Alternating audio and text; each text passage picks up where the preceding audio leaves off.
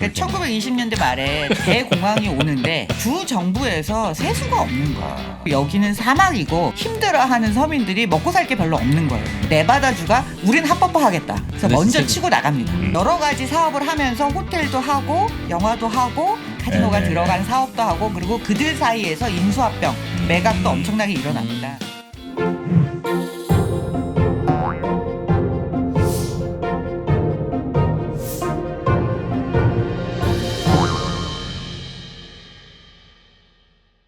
고영경 교수의 말랑말랑 기업사. 오늘도 우리가 겉으로만 알고 있던 기업의 말랑말랑한 속사를 여러분께 보여드리도록 하겠습니다. 반갑습니다. 정프로고요. 네, 저는 아시다시피 2%입니다. 그렇습니다. 네. 자, 그리고 요즘은 카메라로 더 유명하지만 우리와 함께 하시는 우리 고프로님, 네. 고영경 교수님 반갑습니다. 예, 반갑습니다. 네. 고프로 괜찮은데요? 고프로로 갈까요? 예. 네. 고프로 괜찮네요. 고영경 교수 발음하기도 힘든데 네, 고프로 좋습니다. 네, 고프로로 가겠습니다. 네. 네. 자, 우리 정말 겉으로만 이름만 들어보고 뭐 잘해봐야 매출 정도 알고 있던 기업들의 지난 창립사부터 발전 과정들 이런 걸 잘 보면서 또 우리 기업하시는 분들도 어떻게 하면 기업을 세계적인 기업으로 키워낼지 또 그런 기업이 될지를 잘 알아보는 능력을 이 시간을 통해서 또 배양하는 거 아니겠습니까? 그리고 들어보면 네. 만만해 스토리가 들어보니까. 뭐 대단한 분들이 아니었어. 다 그냥 고만고만한 학과 방송 네. 시작하고. 우리도 할 수 있을 것 같고. 네. 네. 자신감 가지시는 게 중요합니다. 좋습니다. 자, 오늘은 그러면 우리 교수님 고프로님 어떤 기업을 또 말랑말랑 속사를 드러내 주십니까?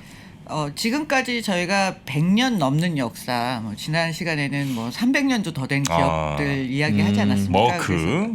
좀 짧은 역사 그리고 네. 좀 우리가 친숙하게 왔다 갔다 하면서 보던 기업들 네. 예, 그런 기업들을 좀 해보려고 해요. 그래서 이제 리오프닝이 되면 많은 사람들이 관심을 가지는 기업이기도 하죠. 인간의 욕망과 그리고 인간의 그 놀고 싶어하는 심리를 잘 간파한 기업들, 예, 카지노 기업들을 이야기하려고 합니다. 야, 카지노.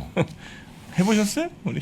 저는 하는 걸 봤습니다. 솔직히 안 해봤어요. 한 번도. 전 인생 자체가 카지노기 때문에 굳이 저걸 가서 뭘 걸고 하는 게 네. 어차피 에브리데이 올인이다. 나는 내 인생을 생각하고 인생을 걸고 사는데. 살고 있습니다. 네. 전 딱 한 번 해봤어요. 한 번. 그 라스베가스에서 그 무슨 MGM 호텔이었는지 하여튼 무슨 호텔이 있어요. 호텔 밑에 시저스 팰리스였나? 하여튼 그 호텔 밑에 있는 카지노를 가서 100불을 딱 들고 가서 7분 만에 털렸던 기억이 납니다. 100불 갖고 가면 저는 그래도 1시간은 놀 줄 알았어요. 와, 좀 깜짝 놀랐습니다. 두 번에 나눠 걸었구나. 아니 100불을 한 5불씩인가 10불씩 했는데 금방 털리더라고요. 그래서 얘네들 진짜 돈 잘 버는 회사들이구나. 그때 느꼈습니다. 근데 사실 그렇게 이제 적은 돈을 가지고 네. 재미로 여행을 와서 이제 재미로 한 번씩 해보시는 분들도 중요한 고객이지만 이거 별로 돈 안 되는구나. 그 카지노 회사들이 주력으로 과거에 주력으로 삼았던 고객 네. 타겟층은 이제 그 배팅을 좀 많이 거시는 분들. 그렇겠죠. 예, 네. 그런 분들한테는 사실 교통편도 그냥 제공해드리고. 호텔 방도 무료로 줘요. 네. 밥도 그렇게 당연히 드리고. 주고. 예. 사실 그런 분들이 이제 전 세계적으로 그런 분들에 대한 그 그럼. 호스피텔리티 꼭 도박뿐만이 아니라 이런 다양한 걸 제공하면서 네네. 예, 하는 기업들이죠. 그걸 전문 용어로 콤프라고 합니다. 콤프? 네. 거기 가서 물어보면 알아요. 뭐의 여기는 약자까지? 좀 콤프가 후하네 뭐 이렇게. 아. 멀리 가서 식사하고 오시면 그 시간 동안 못 땡기시니까 네. 바로 호텔로 올라가서 식사하시고 바로 잠깐 또 눈 붙이셨다가 바로 오실 수 있게. 최대한 돈 쓰시는데 지장 네. 없도록. 예. 자, 하여튼 그런 회사들을 오늘 소개해 주실 건데 우리나라 회사는 아마 아닌 것 같고 외국 회사죠? 예. 우리나라에도 강원랜드 이런 데가 있기는 한데요. 이제 글로벌하게 이 카지노 산업을 가지고 성장한 기업들이 여러 개 있습니다. 네. 지금 이제 정프로님 말씀하셨던 시저스라든가, 거기도 그 회사 맞군요. 예, 그다음에 MGM이라든가, 네. 그리고 가장 최근에 유명했던 기업이 이제 센즈. 센즈. 예, 한국 분들한테는 센즈가 좀 익숙한 분들이 계실 텐데요. 이 센즈가 그 싱가포르에 가시면 마리나 베이 센즈. 그 센즈. 그 유명한 그 건물. 타워 3개 위에 배 하나 올려진 듯한 네. 건물이 있지 않습니까? 예, 그게 그게 이제 센즈 거구나. 센즈죠. 예. 그리고 이제 시저스하고 MGM 같은 경우에도 이제 미국의 라스베가스에도 있지만 마카오에도 여러 개 카지노를 가지고 있습니다. 그리고 뭐 윈 리조트라든가 윈. 갤럭시 엔터테인먼트, 그다음에 제가 살던 말레이시아에 가면 겐팅 하일랜드라고 예. 그런 겐팅이라는 회사가 있는데요. 거기 가면 겐또가 딱 나오나요? 그리고 반띵하는 모양인데. 겐또 나와서 반띵하고 겐팅. 예, 이런 기업도 사실은 이제 상장되어 있습니다. 그래서 사실 다른 기업에 비하면 겐팅이 이제 큰 기업은 아니고요. 근데 제가 좀 살짝 발을 담근 기업이기도 합니다. 그러세요? 투자를 좀 하셨어요? 조금 샀습니다. 저 위인 저기가 제가 그때 놀러 갔을 때 제일 화려했던 호텔 중에 하나. 호텔이었어요. 저희가 최고. 마카오? 아니요, 그 라스베가스에 라스베가스에? 위인이 제일 높고 제일 멋있게 막 유리 글래스로 이렇게 지어놨더라고요. 그래서 저기 되게 비싸겠다 이런 생각만 했었는데 사실 저런 회사들이 이제 메이저 카지노 회사들이군요. 예. 그 지금 말씀하신 게 되게 중요한 포인트인데요. 옛날 같으면 그냥 카지노 회사들이 카지노로 돈을 번다고 생각했는데 네. 이게 점차 형태가 바뀌어서 이제 네. 종합 엔터테인먼트, 종합 호스피탈리티, 그래서 리조트 형태로 만들면서 가족들이 와서 충분히 쉴 수도 있고 네. 게임도 할 수 있는 그런 형태로 점점 바뀌어진 거죠. 그래서 그래서 호텔이 점점 더 화려해지고 네네네. 시설이 점점 좋아지는 그런 형태로 바뀌었습니다. 근데 우리가 이 카지노 산업은 한국에서도 마찬가지지만 누구나 할 수 있는 산업이 아니잖아요. 누구나 할 수 있는 영역이 아닙니다. 허가 받아야 사업도 할 수 있고. 그렇죠. 라이센스를 받아야 되는 그래요? 되잖아요. 한국에서도 아무나 카지노를 열 수 없고 그렇죠, 우리가 그렇죠. 아무 카지노나 갈 수가 없지 그럼요. 않습니까? 불법이지 그럼. 예. 이 프로가 여기서 방송을 하는 거 보면 알 수 있잖아요. 아무나 할 수 있으면 제가 이걸 하고 있겠습니까? 당연히 카지노를 열었지. 예, 그래서 카지노라는 게 그러면 어떻게 처음에 만들어져서 네. 어떻게 이게 라이선스 사업이 됐는가 약간 그런 백그라운드를 알고 시작하면 조금 더 도움이 될 것 같아서 카지노의 기원부터 좀 시작을 해보겠습니다. 기원. 예. 기업을 바로 들어가기 전에 네. 이제 그 앞단에 있는 역사적 배경을 네네. 살짝 살펴보면요. 네. 그 카지노 자체가 설립된 거는 굉장히 오래전이에요. 1638년에 이탈리아 정부가 승인한 세계 최초로 인정한 카지노가 나옵니다. 그게 일 리도또. 이탈리아 말로는 이제 이게 프라이빗 룸. 밥은 리조또인가요? 밥은 리조또. 네. 리조또. 예. 리조또. 그래서 저 당시 카지노는 지금 그림에서 보이시겠지만 뭐 저 때는 사진이 없으니까 제가 저 광경을 이제 그린 그림을 가지고 왔는데요. 그러니까 일종의 연회장인 거예요. 저기서 네네네. 뭐 게임도 하고 연주도 하고 쇼도 하고 뭐 춤도 추고. 베네치아에 베니스에 처음 생긴 모양이군요. 예, 저 일대에 원래 생겼는데 지금은 이제 위치가 조금 바뀌었는데요. 네, 그 네. 베네치아 쪽에 처음 생겼고 이런 오락 시설을 갖춘 연회장을 우리가 나중에 그 카지노라고 부르게 됩니다. 처음에는 저기 뭐 오락기만 있는 게 아니라 테이블도 있고 술도 팔고 당구도 좀 치고 실내 농구도 있고 그런 모양이네. 농구까지는 아니었던 것 같고요. 네. 그래서 귀족들이 저런 걸 이제 하나 갖고 있으면 사람들이 모여서 이제 거기서 뭐 여러 가지 여흥을 즐기는 약간 그런 처음에는 시설로. JJ 마호니즈 분위기였구나. 약간 클럽 비슷한 네. 파티도 좀 하고. 하고. JJ 마우니즈는 아직도 있나요? 아직도 있더군요. 정말 칭합니다. 분 정말. 칭해. 그러면 거기서 만나시고 뭐 이런 건 아니겠죠? 네. 요즘 젊은 분들은 잘 모르실 수 있겠는데 네. 과거에는 예. 한때 유명했던 그렇죠. 영국 그렇죠. 명화 카바레하고 비슷한 그런. 예. 여기에요. 지금 자리에 지금은 저렇게 이제 멋있다. 남아 있는데 과거에는 이제 저 자리가 아니었고 이제 그 다른 쪽에 있다가 저 자리로 이동을 한 겁니다. 이제 밤에 찍으면 굉장히 멋있는 그러네요. 그림이 나오죠. 그래서 이제 가는 사람들을 저 베네치아 운하에서 이제 곤돌라를 실어서. 타고 네. 가는 그런 상황이 연출이 됐었습니다. 그래서 사실은 이 카지노가 그 오락의 장소고 연애의 장소이다 보니까 많은 사람들이 드나들었어요. 그래서 되게 유명한 음악가인 바그너 같은 경우에도 카지노의 단골 고객이었다는 거예요. 저기. 고객으로서. 예. 그래서 바그너 박물관이 지금 저기 있다고 합니다. 그래요? 그래서 사생활은 그 참. 처음에 저렇게 만들어졌는데 귀족들이 이제 자기가 재밌게 놀기 위해서 만들어진 거기도 하지만 저기서 그 국가가 관리를 하면서 재원을 충당하는 뭐 시나 정부에서 관리하면서 자기들의 세수를 가져가고 수입을 네. 충당하는 역할로도 저 카지노를 그래서 그 양성화하는 예, 그런 과정을 겪었습니다. 네.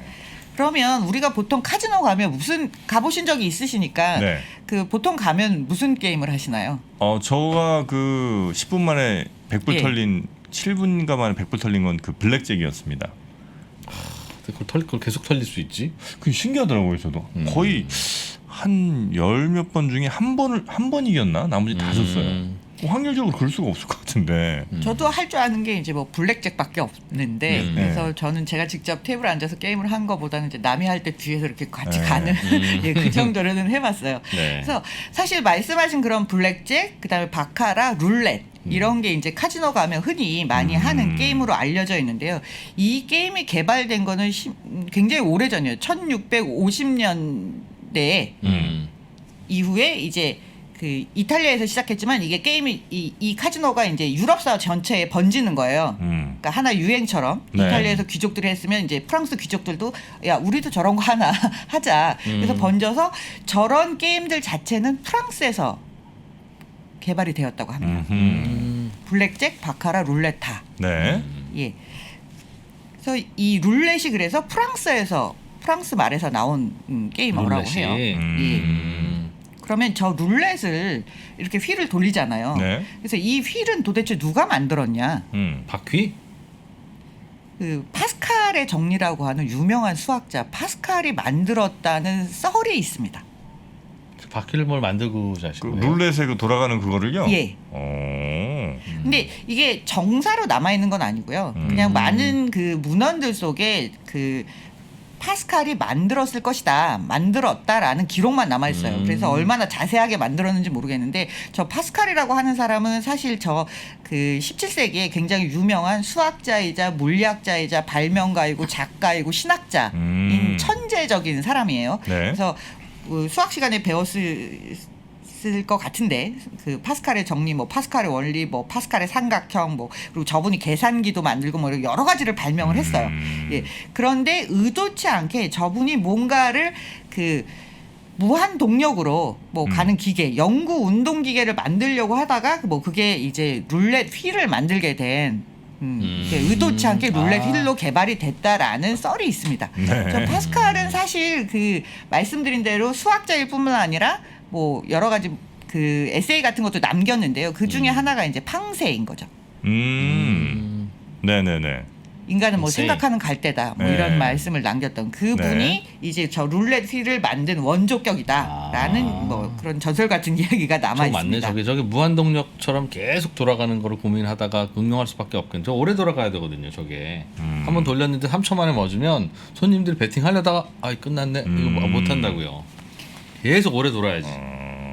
계속 거실 수 있게. 네, 최대한 하여튼 그래 이제 뭐 시비도 안 붙고 너무 금방 그렇지. 끝나면 이게 이 조작 뭐 이런 얘기 나올 수 있으니까. 그래서 저분이 딱 발명해서 저 당시에 쓰인 건 아니고 네. 저분이 그런 연구를 했는데 이제 그게 개발되면서 실질적으로 룰렛이 이제 파리에서 등장을 했어요. 네. 자, 갬블 자체는 뭐 하늘 아래 새로운 건 아니죠. 그 조선 시대에도 뭔가 그런 비슷한 다 있죠, 뭐. 예. 다 지역별로 다 저런 어떤 그 사행성 게임들은 항상 존재해 왔는데요. 저 갬블이 이제 뭐 이탈리아에 시작해서 프랑스로 전파되고 유럽 전체에 전파됐는데 그 다음에 어디로 갔겠습니까? 사람들이 새로 이동하는 데는 항상 다 저런 게임들이 같이 갔을 거니까. 네. 예, 그래서 유럽에서 신대륙, 소위 말하는 미국으로, 지금 말하면 미국으로 저 게임이 이제 전파가 된 거죠. 그러면 그 영국에 살던 사람들은 약간 동북부 쪽으로 많이 이사를 갔을 것이고 네. 이민을. 그다음에 프랑스 사람들은 좀 남쪽으로 가죠. 예. 그래서 그 루이지애나 뭐 뉴올리언즈, 네. 뉴올리언즈에 프랑스 사람들이 이제 이민을 많이 갔는데 당시에 그래서 그 프랑스 애들이 룰렛을 많이 했다고 그랬잖아요. 바카라도 있었고 블랙잭도 그 개발이 된 게 프랑스였으니까 프랑스 사람들이 하던 놀이가 그대로 뉴올리언즈로 이제 이식이 된 거예요. 네. 근데 처음에는 저런 그 카지노가 집 같은 데서 일어난 게 아니라 배를 띄워놓고 배 위에서? 배에서 이제 오락을 하기 시작을 했습니다. 네네네. 그래서 뉴 올리언즈가 저 당시에는 갬블의 성지, 핫플레이스. 그래서 저 미시피 강을 따라서 뭐 저 배가 그 강을 따라서 뭐 배가 얼마나 움직였는지는 알 수 없지만 저 강로를 따라 가지고 게임이 많이 번졌다고 해요. 네. 구대륙에서 네. 신대륙으로 옮겨간 이민자들이 비슷한 게임을 이제 그대로 가지고 간 거죠. 그리고 하던 거 같겠지. 유럽에서 있었던 살롱 같은 문화가 그대로 또 이제 미국에 전파가 된 거예요. 그래서 우측 그림에 보시면 살롱처럼 유럽에서 하던 것처럼 테이블에 앉아서 여러 가지 게임을 즐기던 그런 모습들이 보여집니다. 그래서 저 당시에는 카지노라기보다는 살롱에 가까웠어요. 살롱에서 뭐 하죠 보통? 우리 살롱은 요즘은 머리 하는 데가 살롱인데 헤어 살롱. 옛날에는 이제 모여서 토론도 하고 정치적 의견 나누기도 카페 하고 같은 데가 살롱이다. 그렇죠. 예. 약간 카페에서 술 팔면 살롱 느낌인가? 그래서 좀 모여서 어쨌든 얘기를 좀 아마 많이 하는데 예. 그런 데가 사교의 장소죠. 사교의 장소. 살롱. 네. 그렇겠네. 그래서 어떤 역사학자가 이제 그 닐 밀리칸이라는 역사학자가 그 당시에 저런 사행성 게임이나 복권이 얼마나 널리 퍼져 있는지를 조사를 한 게 있어요. 대충 몇 년쯤이에요, 저게? 한 18세기쯤 되나 그럼? 그렇죠. 19세기. 예, 예. 18세기. 그때 당시에 네. 거의 그 사실은 모여서 도박을 한다기보다는 네. 좀 북부에서는 로터리를 많이 한 거예요. 복권을 많이 했는데 신문 광고에서 찾아보니까 거의 네. 392개의 복권이 있었다고 해요. 종류가 예. 그러니까 광고 나오는 걸 이제 계속 체크업하는 거죠. 네네네. 예. 그러니까 사람들이 그 모여서 도박하는 것보다 로터리를 많이 했는데 이 로터리 자체는 불법이 아니니까. 그리고 저 당시에도 게임이 완전히 합법이다 불법이다 영역에 그렇게 들어가 있지는 않았고요. 그리고 각 주가 저런 복권을 발행해서 거기서 얻어지는 기금을 가지고 뭐 대학을 짓는다든가 건물을 똑같네요, 짓는다든가 지금하고. 예 지금과 똑같이 이제 복권이 굉장히 널리 퍼져 있는 상태였던 거예요. 네. 그러면 지금 말하는 복권 형태 말고 저렇게 모여서 살롱에 모여서 어떤 테이블에 앉아서 하던 게임이 카지노로 발전되는 시점이 또 생겨나는데요. 그 뉴 올리언즈가 갬블의 성지라고 했는데 네. 이제 골드러시가 일어나지 않습니까? 서부로. 예, 서부로 이동을 하면서 서부에 간 사람들이 맨날 이제 뭐 대박을 노리는 꿈을 안고 간 거 아니에요.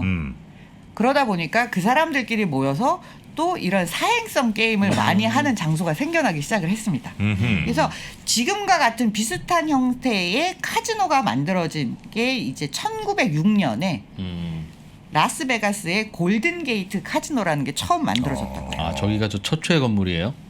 네. 평범하네. 그렇게 화려하진 않네요, 저 때는. 딱 그냥 당시 시골 상황을 파출소 생각해 느낌? 보면 그 서부 개척 시대에 개척 시대는 뭐 지나갔지만 서부 시대에 하기야 저 그 뭐 정도면 얼마나 뭐. 뭐 대단한 건물이 이렇게 건설될 당시의 시대 상황을 보면 그런 정도의 상황은 아니었을 걸로 추정이 됩니다. 네. 들어가면 그냥 1층은 다 홀이고 2층이 보니까 좀 방들이 있네요. 좀 약간 VIP들. 그 주무시고 잠깐 와서 또 땡기시라. 네. 그죠? 저 형태보다 조금 더 발전된 형태가 이제 1926년에 나와요. 네. 그래서 그 사진에 보시면 우측에 보는 칼 네바 리조트 앤 칼 네바 럿지라는 게 생겨납니다. 칼 네바 럿지. 네바다랑 캘리포니아의 рат지 뭐 이런 건가? 와, 너무 정확한 추정입니다. 맞습니까? 예. 고맙습니다. 하여튼 대충 왜요? 이거 편집해 주세요. 정프로가 똑똑하게 나가는 건 좋지 원치 않아. 않아. 좋지 않아 우리. 못 맞춘 걸로. 네. 네. 칼 한 자루 내놔봐 이래서 칼레반가 그럼 요걸로 그럼 방송 나가겠습니다. 네. 네. 그래서 저 당시에는 사실 도박 자체를 합법화하지는 않았어요. 네. 그러니까 그 불법이지만 과하게 단속하지 않았던 시절이니까 굉장히 화려하게 짓지는 못했지만 네. 일종의 호텔, 그러니까 와서 묵으면서 게임도 할 수 있는 그런 장을 이제 만들어 놓은 거죠. 그 외 영화 벅시 보면 그 아넷 베닝이랑 그 남자 누구야? 하여튼 멋있는 아저씨 나오는 그 영화 보면 대충 막 저 때쯤 막 짓는 거 아니에요? 그 시절이 이제 비슷하게 흘러갑니다. 예. 예, 저때 나왔던 이제 저런 카지노를 만들었던 분들이 대체로 그 엔터테인먼트라고 하는 사업에 종사하시는 분들도 계시고 영화 사업도 하고 예. 네네. 그러면서 이제 여러 가지 사업을 하면서 호텔도 하고 영화도 하고 그 다른 이제 도박이 들어간 카지노가 네네. 들어간 사업도 하고 그리고 그들 사이에서 인수합병 매각도 엄청나게 일어납니다. 왜냐하면 지금 같은 대규모는 아니었으니까. 네. 예. 사실 그러면 이 카지노가 지금 같은 산업이 되려면 저 당시에는 불법이긴 불법이었다고 했잖아요. 네. 그러면 이게 합법화되는 과정을 거쳐야 되거든요. 그런데 왜 라스베가스에서 저렇게 많이 번성을 했을까? 라스베가스는 사막이잖아요. 네. 사막은 우리 강원도 정선에 카지노 있는 거와 비슷한 이유 아니에요? 혹시? 예, 비슷한 이유예요. 저는 여기까지만 맞추겠습니다. 네. 더 길게 이야기하지 않겠습니다. 그거 말고는 다른 산업이 없는 도시에 뭔가 줘야지. 그게 국토 균형 발전 아니겠습니까? 그러니까 1920년대 말에 대공황이 오는데 주 정부에서 세수가 없는 거예요. 세수. 그러니까 다른 동네는 어쨌든 산업이 있으니까 그걸 다시 발전시키면 되는데 말씀드린 대로 여기는 사막이고 그렇지. 다른 산업을 일으키지 않으면 세수 확보도 어렵고 지금 현재 힘들어하는 서민들이 먹고 살 게 별로 없는 거예요. 그래서 네바다주가 우린 합법화하겠다. 그래서 먼저 치고 나갑니다. 아니면 돈 내든가 니들이 우리 네바다주에. 예. 그래서 1930년대에 이제 미국 네바다주에서 이제 먼저 카지노를 합법화하는 정책을 쓰고요. 네. 그다음에 이제 이후에 다른 주들도 그걸 이제 조금씩 받아들이기 시작하죠. 예, 그러면서 이제 전체적으로 퍼지고 그다음에 1990년대에 가면 더 많은 주가 이거를 합법화하면서 이제 리조트 형태로 바뀌어집니다. 그리고 2000년대에 들어서면서부터는 야 미국만 시장이 아니다. 그렇지, 이제 그렇지. 전 세계로 나가보자. 뭐 이런 이제 상황으로 변신을 하게 되는 거죠. 네네네. 자, 근데 그래서 저렇게 라스베가스처럼 집중적이고 화려하고 대규모로 하는 데는 미국에서도 그렇게 많이 못 본 것 같은데. 예, 다른 주들이 이제 저런 걸 합법화하고 생겨나기는 하는데 라스베가스처럼 모여 있지는 않은 미국 거예요. 도시 다 다녀본 것처럼. 아니 다른 데 하는지 안 하는지 어떻게 알아요? 아니요, 저렇게는 없어요. 제가 보면 없어요. 제가 알기로는 잘해봐야 그냥 큰 리조트 하나 정도, 약간 좀 독립적으로 좀 있지. 저렇게 라스베가스처럼 쭉 도로에 그냥 양쪽에 막 호텔들 이런 경우는 제가 볼 때는 없습니다. 아시아에서는 마카오가 저렇게 모여 있죠. 예, 마카오가 저렇게 모여 있습니다. 마카오에 가보셨어요? 저는 못 가봤어요. 저는 가봤습니다. 그 카지노 있는 리조트도 가보셨나요? 웬만한 호텔에 다 카지노가 있어요. 음.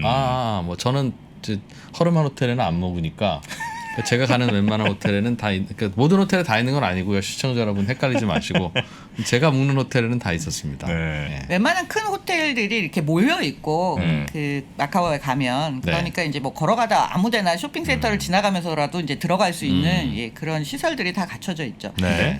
저런 그 합법화의 과정을 거치면서 굉장히 성장했던 그 카지노 대표 기업 중에 하나가 바로 라스베가스 샌즈 코퍼레이션입니다. 센스. 우리로 치면 강원랜드. 강원랜드보다는 훨씬 글로벌한 기업인 것 같습니다. 네. 그렇게 성장하겠죠. 예. 그래서 사실 그 라스베가스에서는 뭐 항상 가면 저런 카지노가 뭐 카지노에 가서 실제로 게임을 하든지 안 하든지 저런 화려한 리조트에 들어가 보게끔 다 만들어져 있고 상징처럼 여겨져 있는데요. 그 원래 이 샌즈 코퍼레이션이 만들어진 거는 지금 그러니까 최근까지 대주주로 있었던 셸던이 만든 게 아니고 저기도 시작 자체는 굉장히 작은 호텔에서부터 시작을 했어요. 센즈가요? 예. 그래서 1952년에 샌즈 호텔 앤 카지노라는 게 처음으로 시작을 합니다. 네. 그러니까 지금처럼 크진 않지만 당시에는 그 굉장히 상징적인 호텔로 시작을 해요. 그래서 그 1952년에 맥 커퍼만이 그 어떤 레스토랑을 사서 그 레스토랑을 호텔로 바꾸면서 저 샌즈 호텔이 시작이 됩니다. 저기 오는 가수들 이름도 써 있는 모양이네. 프랭크 시나트라 뭐 이렇게 그죠? 예. 우리 오늘 밤 공연 예, 우리도 저기 저렇게. 어디죠? 무슨 무슨 리입니까? 왜 거기 가면 박강성 씨, 그렇죠. 뭐 이런 분들 이렇게 쫙 이름 써 있잖아요. 무슨 그거 뭐지 왜 기억이 안 나지 그거? 저기 저 미사리인가요? 네. 거기 가면 가수분들 많이 오시잖아요. 네, 저런 분위기네요. 그래서 저 당시에는 아직까지는 그 라스베가스가 지금 같은 모습은 아니었을 거 아니에요. 네. 그래도 굉장히 상징적인 저 그 랜드마크 같은 간판이 달리면서 주목을 끌기는 했는데 라이센스를 못 받았어요. 카지노 라이센스를. 아 그래요? 안녕하십니까, 강원국입니다. 저는 이 강의에서 집중적으로 자산 배분과 마켓 타이밍을 다룰 겁니다. 그거를 어떻게 글로벌 ETF를 통해서 할 수 있는지 제가 정말 아주 명확하게 처음부터 기초부터 잡아드리고, 특히 직장인들한테 가성비가 가장 높은 투자라는 거를 아실 수 있게 되실 겁니다. 네, 이 전략을요 직접 ETF를 사고 파시면서 직접 구현하실 수도 있는데요, 자동 매매를 할 수 있는 방법도 있습니다. 그래서 제가 자동 매매 이용권을 같이 드리고요. 네, 그리고 제가 거인의 포트폴리오의 저자 아닙니까? 그 책도 같이 드립니다. 그러면 그걸 하시다 보면은 이거 굉장히 재밌다, 나도 나만의 전략을 만들고 싶어 하실 수가 있거든요. 그런 분들을 위해서 백테스트 이용권도 같이 선물로 드립니다. 퀀트 투자라고 하면은 그거부터 벌써 이거 굉장히 어려운 것 같아 라고 생각하시는 분들이 굉장히 많은데요, 제 강의를 보시면은 이게 하나도 어려운 게 아니라는 거를 알 수 있습니다. 강원국이 여러분의 성공 투자를 기원합니다.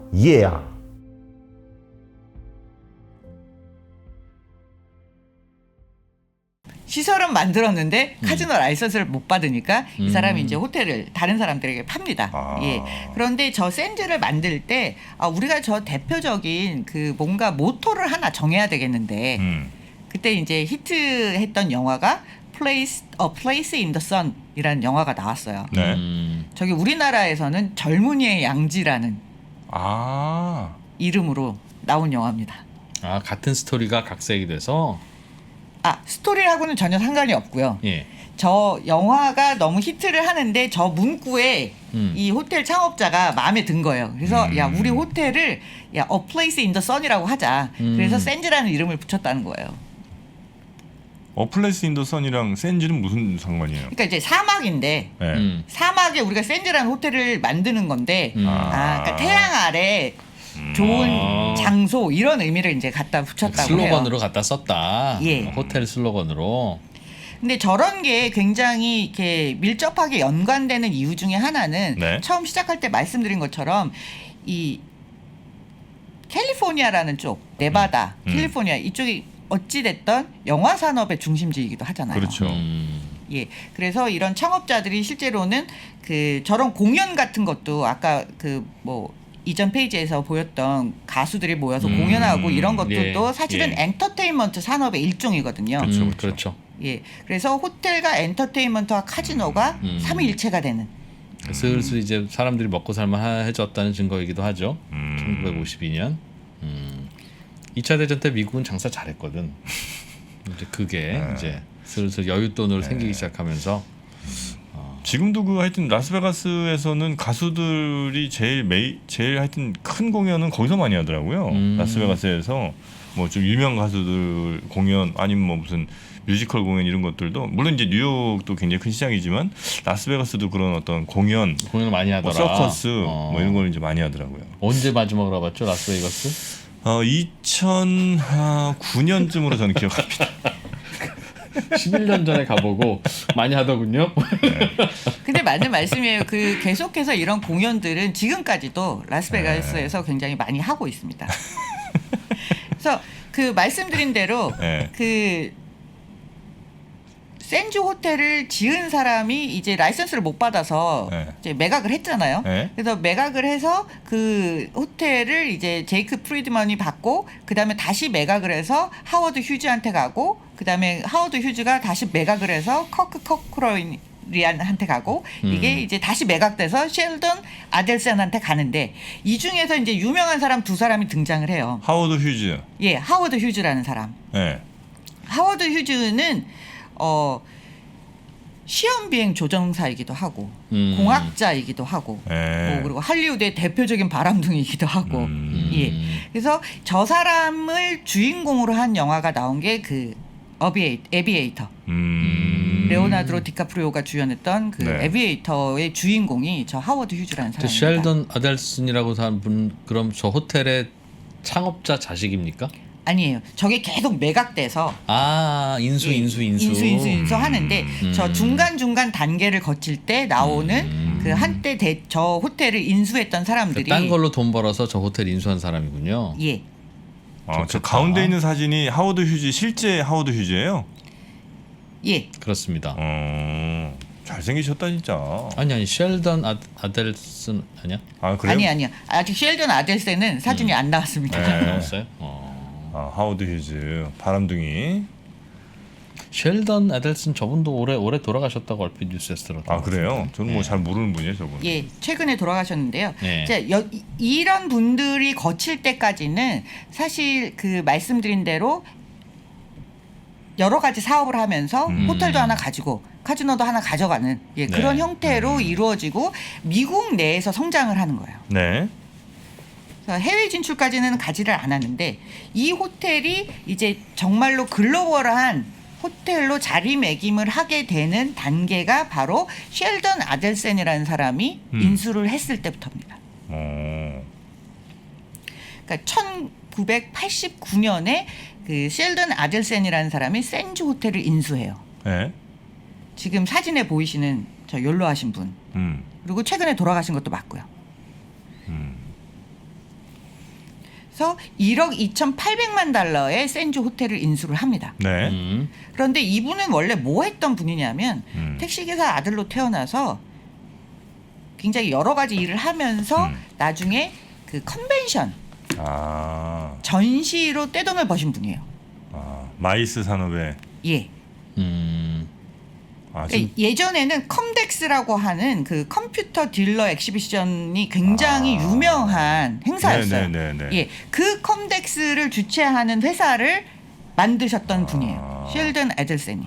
얼핏 보니까 사진에 소니, 사뇨 뭐 이런 당시로서 최고 그 IT 회사들이 여기 아마 자리를 잡고 뭐 박람회 예, 비슷하게 했던 예. 모양이군요. 그래서 저 박람회가 굉장히 그 컴퓨터 산업 자체가 커지면서 네. 전자산업 자체가 커지면서 저 박람회 자체가 굉장히 성장을 해요. 그래서 저 사이즈 자체가 굉장히 커지면서 떼돈을 번 거죠.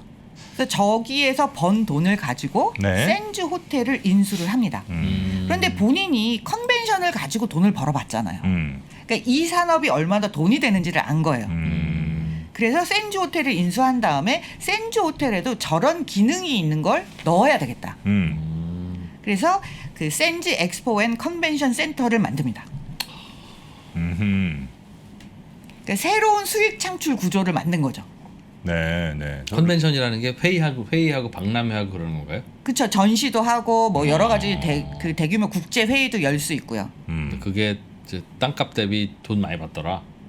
그러니까 본인이 컴덱스로 돈을 벌어보니까 이 사업이 앞으로 성장 가능성이 크니 그리고 라스베가스에는 저렇게 놀러 온 사람들이 저 행사가 끝나면 예. 머물면서 카지노도 갈 수 있고 다른 데 또 돈을 쓸 수가 있잖아요. 네네. 그래서 이걸 붙여놓는 것이 굉장한 사업이 된다라고 간파를 한 거죠. 네. 자, 그런 다음에 그러면 저기서 멈추면 우리가 이제 다룰 만한 기업이 아니겠죠. 네. 예, 이분이 이제 그 두 번째 결혼을 해요. 1990년대에. 네. 이제 그래서 신혼여행을 베니스로 가게 됩니다. 그래서 베니스를 갔는데 와이프가 그 베니스에서 이제 뭐 곤돌라 타고 뭐 이렇게 되게 낭만적인 도시잖아요. 너무 베니스라는 좋더라. 게. 예. 예, 너무 좋다. 이런 분위기를 우리 호텔에 접목시키면 오빠 나 좀 해줘. 매일매일 가게. 뭐 그랬는지 안 그랬는지는 알 수 없지만 네. 두 개를 접목시키면 대박이 되지 않겠냐. 왜냐하면 저 당시만 해도 정말로 호텔과 카지노라는 너무 전형적인 형태로 만들어져 있었던 거예요. 예. 그래서 이 두 개를 합쳐놓으면 대박이 날 것 같다라고 제안을 해요. 네. 근데 이 셸던 아델슨이 그 얘기를 듣고 정말 그럴 것 같은 거예요. 그래서 돌아와서 네. 기존에 있던 시엔즈 호텔을 부시고 지금 화면에 나오는 그 베네티안 라스베가스를 짓게 됩니다. 실제로 그래서 저 베네치아처럼 만들어 놓은 거예요, 저거를? 네. 저 물도 없는 저 사막 동네. 예, 물을 담아놨겠죠. 그러니까 저거를 물을 대서. 예. 뭐 어렵지 않은 수영장 만드는 느낌으로 만들면 근데 되니까. 이게 규모가 이게 보통 규모가 아닌 것 같은데 보니까. 그래서 엄청나게 투자를 많이 한 거죠. 에. 그래서 저런 모델을 한번 세워봤는데 저게 엄청난 성공을 아 거두는 대박 거예요. 났어요. 예, 그래서 저렇게 모델이 바뀌고 나니까 이제는 카지노를 하러 오는 게 아니라 가족 단위로 놀러 오는 복합 엔터테인먼트 리조트화가 된 거예요. 그리고 저 길을 따라서 뭐 상점도 더 많이 넣을 수 있고. 그래서 이제는 사업의 비즈니스 모델 자체가 카지노를 갖고 있긴 하지만 카지노도 있지만 주로 이제 쇼핑몰 사업이 되는 거죠. 예. 그래서 저런 모델을 성공하고 나니까 되게 자신감이 붙게 되죠. 네. 그래서 이제부터는 라스베가스의 트렌드가 저런 복합 엔터테인먼트 리조트 형태가 되는 걸로 흐름을 바꾸어 놓습니다. 네. 카지노도 하고 예. 카지노에서 따면 나와서 바로 쇼핑도 하고 그래 재밌죠. 카지노 하면 좀 그렇긴 하죠. 근데 저거랑 아주 똑같은 분위기와 똑같은 인테리어와 똑같은 그 물도 담아놓은 저게 마카오도 똑같이 있어요. 마카오 베네치안 호텔도 저렇게 돼 있어요. 저 그대로 성공을 그대로. 경험해서 그대로 네, 이식을 하게 됩니다. 그래서 저 새로 만든 그 라스베가스 저 건물을 오픈을 할 때 엄청나게 큰 행사를 했어요. 네네. 그래서 뭐 빵빠레도 뭐 울리고 뭐 비둘기 날리고 곤돌라 막 움직이게 하고, 그러니까 이게 뭐냐면 그 흰 비둘기가 날았다는 이야기는 베네치아를 우리가 그대로 옮겨왔다는 느낌을 주는 거예요. 그래서 거대한 행사를 하고 네. 이제 해외로 눈을 돌리게 됩니다. 아 센즈 마카오가 그건가 보네 말씀하신 게. 저겁니다. 네. 네. 근데 저 때는 아직 베네치아 모델을 만들질 않았어요. 아. 약간 전형적인 그 카지노의 네네. 호텔을 만들었어요. 네. 예, 그래서 이제 2000년대부터 아시아 시장에 커진다. 그래서 우리가 아시아로 진출을 해야겠다. 그래서 먼저 자리를 잡은 데가 이제 마카오인 거죠. 네. 예, 저는 사실 홍콩 살 때 마카오를 좀 자주 갔었거든요. 근데 예전에 마카오에 있던 카지노들은 그렇게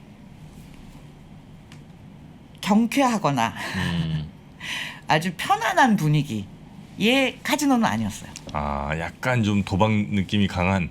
예, 음습한. 약간 어두침침한. 네. 그러니까 가족 단위로 놀기에는 그 약간 지금 좀, 같은 형태의 그 카지노 호텔이 아니었거든요. 담배연기 자욱한 느낌 그런 느낌이군요. 예, 그런 느낌입니다. 네. 그리고 그 중국 본토에 그 도박 좋아하시는 분들이 이렇게 큰 가방 들고 와서 닦어. 앉은 자리에서 네. 절대 일어나지 않으시는 아. 예, 그런 형태의 도박장들이 많이 있었는데 이제 샌즈 마카오가 들어오면서 좀 더 국제적인 느낌을 이제 갖기 시작했죠. 그리고 나서 이 베네치안의 성공 모델이 있고 이미 한번 연 마카오가 굉장히 잘 되는 거예요. 그래서 좀 더 투자를 해서 그와 똑같은 모델로 베네치안 마카오를 똑같이 생겼네 진짜. 똑같이 만듭니다. 네. 똑같다니까요. 왜 제 말을 안 믿으십니까? 똑같습니다.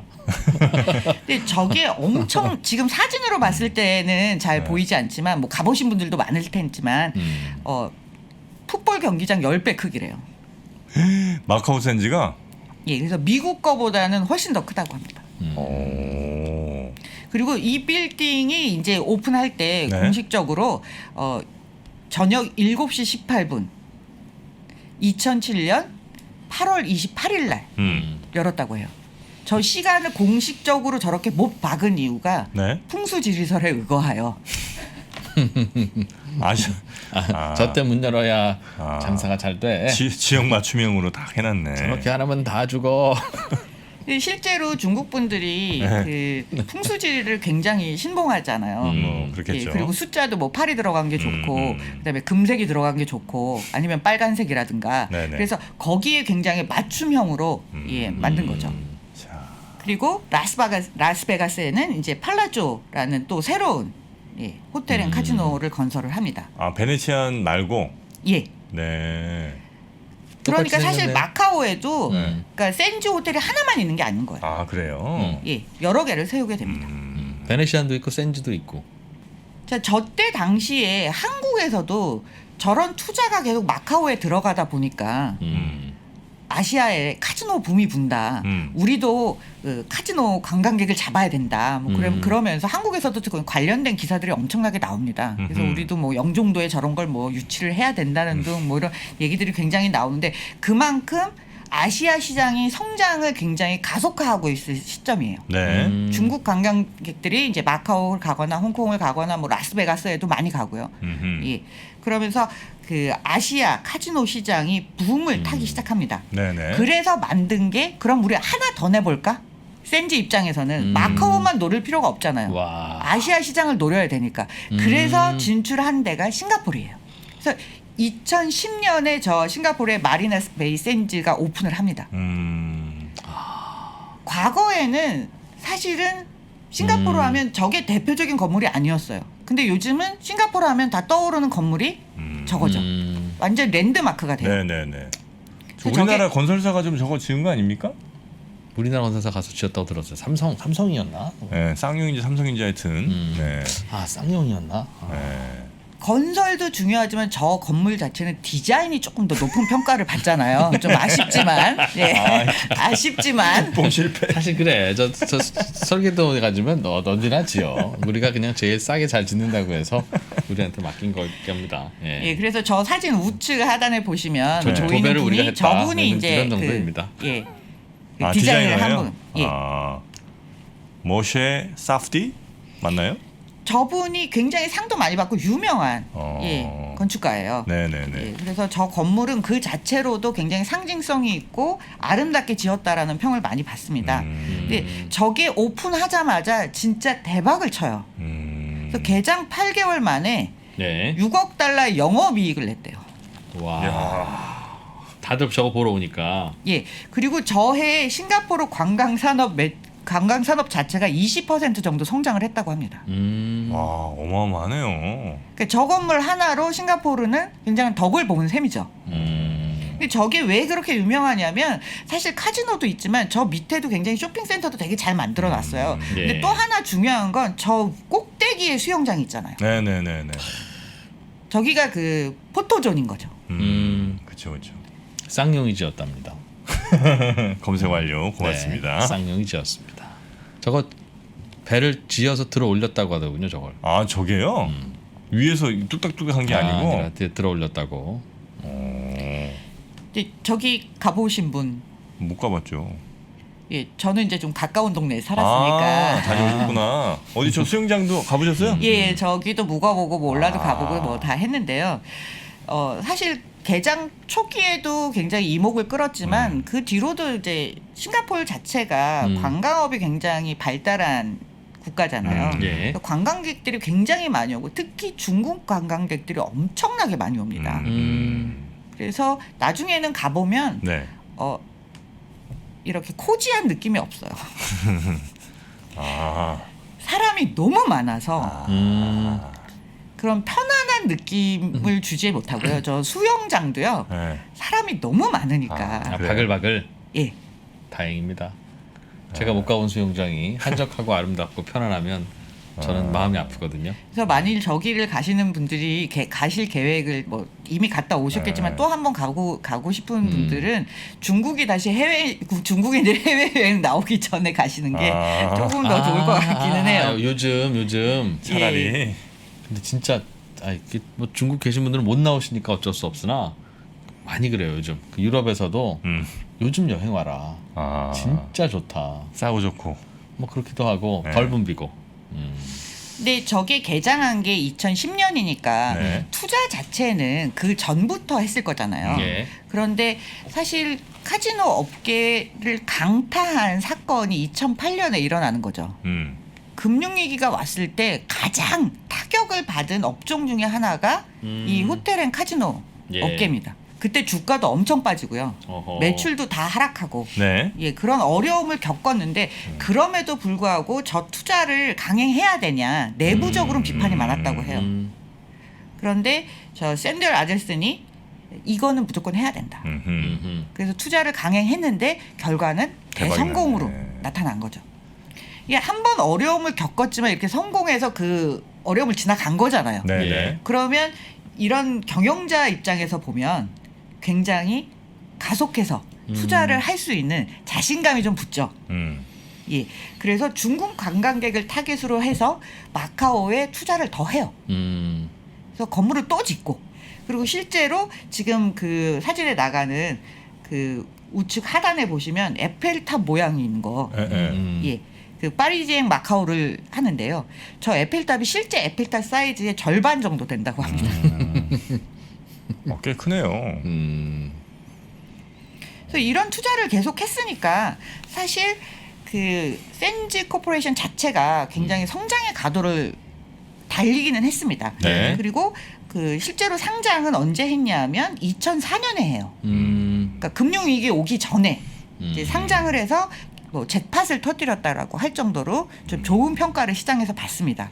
그런데 2008년에 위기를 겪었고, 네. 그리고 이 위기 동안에 주가가 빠졌지만 이제 다시 상승세를 타다가 2019년까지 좋았죠, 나름. 그런 다음에 2020년에 팬데믹이 오면서 카지노 자체가 문을 닫게 돼요. 제일 진짜 피해가 클 것 같긴 그렇죠. 하네요. 예. 아직도 회복이 잘 안 됐거든요. 그렇겠죠. 예, 그래서 우리가 그 센지 코퍼레이션, 라스베가스 센지 코퍼레이션의 매출이나 이익을 보면 계속 상장하고 성장하고 약간 뭐 이제 정체에 이르다가 2020년에 수직 낙하를 하죠. 거의 제로에 가깝게. 이제 분기별로 하니까 이제 뭐 1사분기, 2사분기 뭐 이럴 때 완전 네네네네. 바닥을 찍고 살짝 오픈을 했는데, 그럼에도 불구하고 많은 사람들이 아직 찾지 않기 때문에 네. 그래서 뭐 매출도 꺼지고 이익도 꺼졌으니까 주가도 당연히 꺼지는 상황이 만들어집니다. 네네네. 그래서 과거 잘 나갔을 때 금융위기 직전에 이제 가장 높았는데요. 그때 주당 138.93달러까지 갔었어요. 왜냐하면 이제 아시아에서의 성장 가능성이라든가 이런 게 다 네네네. 반영이 돼서 그렇게 한참 잘 나가다가 지금 뭐 거의 3분의 1 토막. 많이 싸졌네요. 예. 야, 저 주식 중에 그래프가 저 정도인 그래프가 정말 없는데. 야, 2008, 9년 요때는 아주 진짜 거의 휴지 쪽에 가깝게 갔네.